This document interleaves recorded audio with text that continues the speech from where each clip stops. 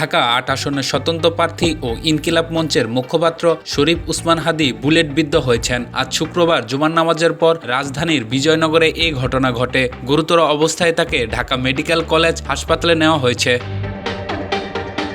পুলিশের মতিঝিল বিভাগের উপকমিশনার ডিসি মোহাম্মদ হারুনুর রশিদ বলেন, বেলা 2টা 10 মিনিট বা 20 মিনিটের দিকে হাদী রিকশায় চড়ে কোথাও যাচ্ছিলেন। সে সময় পিছন দিক থেকে মোটরসাইকেলে এসে দুই যুবক বুলেট বিদ্ধ করে পালিয়ে যান। সিসিটিভি ফুটেজ সংগ্রহ করা হচ্ছে এবং হামলাকারীদের শনাক্ত করার চেষ্টা চলছে।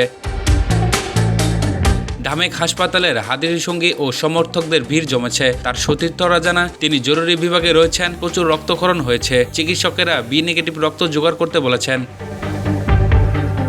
ঢামেক পুলিশ ক্যাম্পের এসআই মোহাম্মদ সেলিম বলেন, হাদীর মাথা থেকে রক্তক্ষরণ হচ্ছে। ধারণা করা হচ্ছে মাথায় বুলেট লেগেছে। তাকে জরুরি বিভাগের one stop emergency and casualty service ইউনিটে নেওয়া হয়েছে।